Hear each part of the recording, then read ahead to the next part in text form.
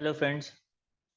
CBSE ने 8 तारीख को एक ये सर्कुलर इशू किया है जो प्रिपरेशन ऑफ प्रैक्टिकल एग्जामिनेशन या इंटरनल असेसमेंट या फिर प्रोजेक्ट्स असेसमेंट से रिलेटेड है for classes 10th and 12th session 22-23। The annual practical examinations or internal assessment or project assessment for session 22-23 are scheduled to start with effect from 1st January 2023। तो मतलब 1 जनवरी से अगर school चाहें तो practical examination या internal assessment या project assessment start कर सकते हैं। सीबीएसई ने date of beginning of practical exams declare कर दिया है both for classes 10th and 12th।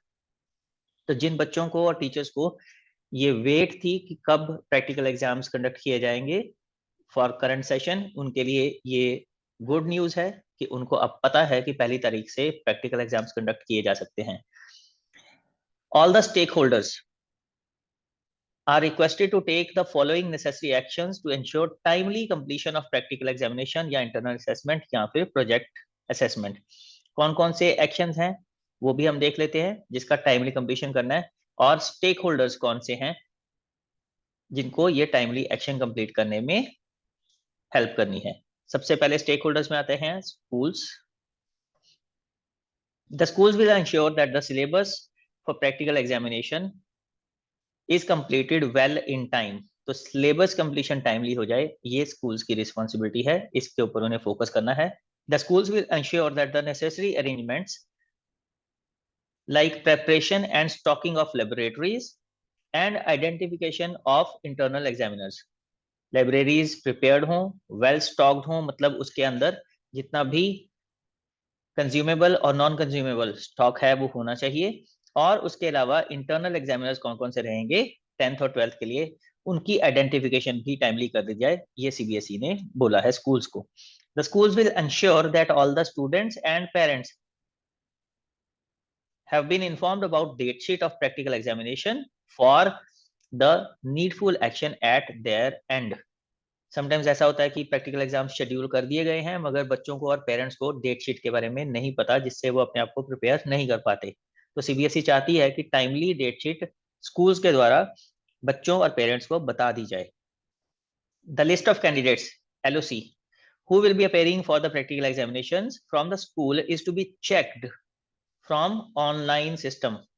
Online system है, बोर्ड का पोर्टल के ऊपर लिस्ट अवेलेबल होगी LOC, जिसको स्कूल्स चेक कर सकते हैं और उन्हें करना चाहिए। And it is to be ensured that the correct subjects and category of students that is regular, compartment और improvement is reflected in the online system.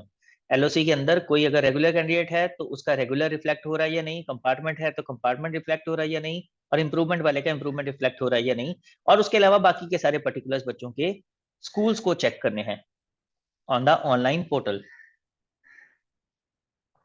It may be ensured that a sufficient number of practical answer books have been received in the schools before the date of actual conduct of practical examination। Actual conduct of practical examination, अब मैंने आपको पहले बताया कि CBSE ने बोला है कि 1 जनवरी से हम प्रैक्टिकल एग्जाम्स कंडक्ट कर सकते हैं स्कूल्स के अंदर, मगर इसका मतलब ये नहीं है कि हर एक किसी के लिए ये मैंडेटरी है कि 1 जनवरी को एग्जाम कंडक्ट करना ही कंडक्ट है। It depends on the availability of the external examiner also, जो डेट्स वो देंगे, उसके अलावा स्कूल की अपनी प्रेपरेशन, जैसा सीबीएसई ने बोला है, इन सब के ऊपर डिपेंड करेगा कि कौन सी डेट डिसाइड होती है स्कूल में एग्जामिनेशन कंडक्ट करने के लिए। तो जो डेट डिसाइड होगी उस date of actual conduct of practical examination तक प्रैक्टिकल आंसर बुक्स जो कि रीजनल ऑफिस से सभी स्कूलों को भेजी जाती हैं, वो प्रैक्टिकल आंसर बुक्स रिसीव हो गई होनी चाहिए स्कूल के अंदर। ये इंश्योर करना भी स्कूल का काम है। अगर तब तक प्रैक्टिकल आंसर बुक्स रिसीव नहीं हुई तो सोचिए प्रैक्टिकल कैसे कंडक्ट किया जाएगा। तो ऑब्वियसली स्कूल्स अपनी जिम्मेदारी निभाएंगे और इंश्योर करेंगे कि प्रैक्टिकल आंसर बुक्स उनके पास हैं, उसके अकॉर्डिंगली ही वो डेट शीट सेट भी करेंगे। In case of any short coming is observed that is in respect of any of the above point, ऊपर दिए पॉइंट से रिलेटेड कोई भी शॉर्टकमिंग है तो रीजनल ऑफिस में बी कॉन्टेक्टेड, उनको टाइमली बताना है ताकि वो शॉर्टकमिंग को दूर कर पाए। Practical examinations for class 12 will be conducted only by the external examiners. Only by the external examiners. 12th के जो प्रैक्टिकल्स हैं वो सिर्फ और सिर्फ एक्सटर्नल एग्जामिनर ही कंडक्ट करेंगे. 10th के प्रैक्टिकल्स इंटरनल एग्जामिनर भी कंडक्ट कर सकते हैं.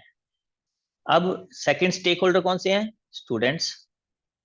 तो स्टूडेंट्स के लिए क्या क्या एडवाइस किया सीबीएसई ने? द स्टूडेंट्स या पेरेंट्स, दोनों में से कोई भी, must ensure that their subjects of studies are being reflected correctly in the list of candidates submitted by the schools. जैसे मैंने पहले बोला, LOC में जो कि ऑनलाइन अवेलेबल होगी उसमें स्कूल्स भी डिटेल चेक कर सकते हैं और पेरेंट्स और स्टूडेंट्स भी डिटेल चेक कर सकते हैं. तो जितने भी पर्टिकुलर्स भेजे गए हैं उसमें, उसके अलावा सब्जेक्ट्स ऑफ स्टडीज जो बच्चे के हैं वो सब कुछ उसके अंदर करेक्ट होना चाहिए. ये स्कूल के साथ साथ स्टूडेंट्स और पेरेंट्स भी वेरीफाई कर सकते हैं. The students or parents should be aware of the syllabus and the subjects in which practical examinations are to be conducted. Syllabus का भी students और पेरेंट्स को पता होना चाहिए. अगर स्कूल ने सिलेबस बताया है तो ठीक है, अदरवाइज स्टूडेंट्स को भी एफर्ट करने हैं कि वो खुद से भी सिलेबस की डिमांड करें स्कूल से, या फिर सीबीएसई वेबसाइट पर भी सिलेबस अवेलेबल होता है, वो वहां पर भी चेक कर सकते हैं. मगर प्राइमरी रिस्पॉन्सिबिलिटी स्कूल की बनती है कि वो सिलेबस के बारे में अपने बच्चों को अवेयर करें. तो जिन स्कूल्स ने सिलेबस शेयर नहीं किया है वो सिलेबस शेयर कर सकते हैं सभी स्टूडेंट्स के साथ, subject wise syllabus for each practical examination. The students should appear in the practical examination as per the schedule, as no second chance to appear in the practical examination will be provided by the board. No second chance. ये चीज पे बहुत जरूरी ध्यान देना है कि जो भी प्रैक्टिकल एग्जामिनेशंस की डेट आ जाएंगी, एक बार स्कूल की तरफ से डिक्लेयर कर दी जाएंगी, उसके अकॉर्डिंगली ही स्टूडेंट्स को अपीयर होना है प्रैक्टिकल एग्जाम में. दोबारा डेट शीट जारी नहीं होगी बोर्ड की तरफ से, दूसरी बार अपीयर होने का मौका नहीं मिलेगा बच्चों को जो एक बार एग्जामिनेशन मिस कर देंगे. In case of any problem or query in respect of any of the above points, the concerned student shall contact their school. ऊपर दिए पॉइंट्स में से कोई भी अगर क्वेरी है, कोई क्वेश्चन है, कोई प्रॉब्लम है, कोई इशू है, तो हर स्टूडेंट को अपने स्कूल को कांटेक्ट करना चाहिए.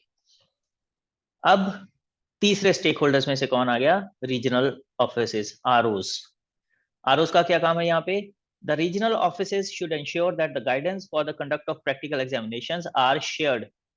Guidelines for the conduct of practical examinations are shared with the schools as soon as released by CBSE headquarter. तो जैसे ही प्रैक्टिकल एग्जामिनेशन की गाइडलाइंस इशू करेगा सीबीएसई हेडक्वार्टर, वैसे ही रीजनल ऑफिसेज को उन्हें स्कूल्स के साथ शेयर करना है. अभी तक इशू नहीं हुई हैं इस सेशन के लिए. The regional offices should ensure that the practical examinations are completed by all the schools within notified schedule. Examination start की डेट जैसे सीबीएसई ने बता दी है, तो जो एंड डेट होगी, लास्ट कब तक प्रैक्टिकल एग्जाम्स कंप्लीट करने हैं, स्टार्टिंग से लेके एंड तक वो बनेगा schedule of conducting the examination and marks to be uploaded. तो ये जब प्रैक्टिकल गाइडलाइंस आएंगी उसमें दोनों चीजें क्लियर होंगी कि कब तक एग्जाम्स कंप्लीट करने हैं और कब तक उनके मार्क्स अपलोड करने हैं ऑनलाइन. तो with in the schedule practical examination conduct भी हो जाए और उसके मार्क्स भी अपलोड हो जाए, ये भी इंश्योर करना रीजनल ऑफिसेज का काम है. The regional offices should ensure that the external examiners are appointed in all the schools. जो एक्सटर्नल एग्जामिनर्स अपॉइंट होने हैं उन्हें रीजनल ऑफिस ने अपॉइंट करना है, लोकली अपॉइंट नहीं होंगे, या स्कूल्स म्यूचुअल कंसेंट से खुद से डिसाइड नहीं कर सकते कि आप मेरा प्रैक्टिकल एग्जामिनर ले लो और मुझे अपना दे दो. ऐसा नहीं हो सकता. रीजनल ऑफिसेज ड्यूटी लगाएंगे एक्सटर्नल एग्जामिनर्स की और स्कूल्स को बाकायदा इंटीमेट करेंगे कि आपके स्कूल में कौन सा एक्सटर्नल एग्जामिनर अपॉइंट हुआ है. सिमिलरली एक्सटर्नल एग्जामिनर्स को भी ईमेल जाती है, उन्हें बताया जाता है कि आपकी ड्यूटी किस स्कूल में लगी है. तो जिनको अपॉइंट किया गया वही कंडक्ट करेंगे प्रैक्टिकल एग्जाम और कोई नहीं करेगा. In the classes and subjects wherever applicable. The regional officers shall ensure that the practical answer books are delivered to the schools before commencement of the practical examination. अब ये RO ने ensure करना है कि प्रैक्टिकल आंसर बुक्स डिलीवर हो जाएं और school ने इंश्योर करना है कि उनको ये प्रैक्टिकल आंसर बुक्स रिसीव हो जाएं. तो दोनों हाथ से ताली बजेगी। अगर बाई चांस आरओ से टाइमली डिस्पैच नहीं हुई है और स्कूल ने रिसीव नहीं किया, तो स्कूल का भी ये फर्ज है कि वो रिमाइंड करवाएं आरओ को कि हमारे पास आंसर बुक्स टाइमली नहीं आई हैं, और इंश्योर करेंगे उनको डिलीवरी टाइमली मिल जाए। आई होप ये सर्कुलर आपके लिए हेल्पफुल साबित हुआ होगा। अगर हेल्पफुल लगा है और जो जानकारी मैंने आपके साथ शेयर की है वो आपको काम की लगी है, तो मेरे चैनल को सब्सक्राइब जरूर कर लीजिए और नोटिफिकेशन का बटन भी दबा दीजिएगा, ताकि इन फ्यूचर जब मैं ऐसे सर्कुलर्स अपलोड करूं, इससे रिलेटेड इंफॉर्मेशन शेयर करूं, तो उसकी नोटिफिकेशन आपको तुरंत मिल जाए। इस वीडियो को अपने सभी फ्रेंड्स, कलीग्स, मींस स्टूडेंट्स और टीचर्स के साथ शेयर करना मत भूलिएगा, ताकि ये हेल्पफुल इंफॉर्मेशन उनके भी काम आ सके। So till the time I upload my next video, keep watching Principal Rasik Gupta. Thank you for watching. Bye.